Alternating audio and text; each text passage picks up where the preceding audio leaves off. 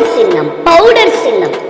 உங்கள் வாழ்க்கை பளபளப்பாய் மாறிட வாக்களிப்பீர் பவுடர் சின்னம். உங்கள் எதிர்கால யோசனையில் வாசனை வீசிட வாக்களிப்பீர் பவுடர் சின்னத்தில் மனக்குறைகளை தீர்க்கும் மன்னன், அள்ளி கொடுக்கும் அண்ணன் திரு கேயாசி அவர்களுக்கு பவுடர் சின்னத்தில் வாக்களித்து அமோக வெற்றியை பெற்றுத் தரும்படி தாழ்மையுடன் கேட்டுக்கொள்கிறோம். போடுங்கம்மா ஓட்டு, பவுடர் டப்பாவை பார்த்து போடுங்கய்யா ஓட்டு, பவுடர் டப்பாவை பார்த்து. அக்கா அக்கா வாங்க வாங்க வாங்க. ஆனா மறக்காம பவுடர் சின்னத்துக்கு ஓட்டு போடுங்க. கண்டிப்பாங்க. 10வது பட்டம் மறக்காம வந்துட்டீங்க. கண்டிப்பா கண்டிப்பா. நோட்டு உங்களுக்கு ஓட்டு எங்களுக்கு. கண்டிப்பா நோட்டு உங்களுக்கு தான் தெய்வமே. நோட்டு உங்களுக்கு ஓட்டு எங்களுக்கு. கண்டிப்பா நோட்டு உங்களுக்கு தான் தெய்வமே. என்னது, உங்ககிட்ட 2000 ரூபாய் கொடுத்தாங்களா? அப்படியா? சரி வை, நான் கூப்பிடுறேன். எப்பா அங்கிட்ட ஓட்டுக்கு 2000 ரூபாய் கொடுத்துருக்காங்கப்பா. இந்த வார செலவுக்கு என்ன செய்யறதுன்னு கவலைப்பட்டுட்டே இருந்தேன். எப்படியோ நமக்கு ஓட்டுக்கு 1000 ரூபாய் கிடைச்சிருக்கு. எனது ஓட்டு காசு வாங்கலையா?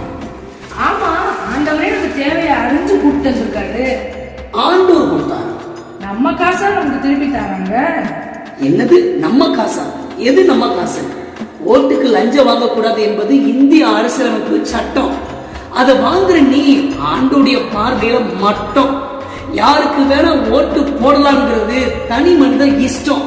அந்த உரிமையை விற்கும் போது நாட்டுக்கு ஏற்படும் பெரும் நஷ்டம். இப்படியே பேசிட்டு இருந்தா அந்த உலகத்துல வாழ்றதே ரொம்ப கஷ்டம். பணத்தை பார்த்து பணத்தை மிஸ் பண்ணிடாது. அப்பனா இப்ப நான் பருவம் போக முடியாதுன்னு சொல்றீங்களா? இதை கொஞ்சம் கேளு, தெரியும். எலெக்ஷன் வருது, பைபிள்ல போட்டிருக்கு, யார் கர்த்தருடைய பருவத்தில் ஏறுவான், யார் அவருடைய பரிசுத்த ஸ்தலத்தில் நிலைத்திருப்பான், கைகளில் சுத்தமுள்ளவனும். ஓட்டுக்கு காசு வாங்குறது அப்படிங்கிறது ஒரு அசுத்தமான செயல். இப்ப புரிஞ்சா? 10 ரூபாய்னாலும் உழைச்சி சாப்பிட்றதுக்கு சந்தோஷப்படும். 1000 ரூபாய்னாலும் உரிமையை வித்து சாப்பிட்றதுக்கு வெட்கப்படும். நம்ம காசு தானே வாங்குறோம்னு நீ இப்படி எல்லாத்தையும் காசு வாங்குறது உனக்கு வேணா யோக்கியமா இருக்கலாம். ஆனா ஆண்டவருடைய பார்வையில அது அயோக்கியம். ஏதோ வருமானம் வருதுன்னு நீ சந்தோஷப்படுற, ஆனா உன்னால அவமானம் வருதுன்னு அவர் துக்கப்படுறாரு.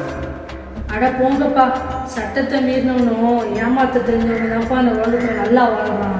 சட்டத்தை மீறினவன் இந்த மண்ணுலகில வாழ்ந்துடலாம், ஆனா சத்தியத்தை மீறினவன் அந்த விண்ணுலகில நுழைய கூட முடியாது.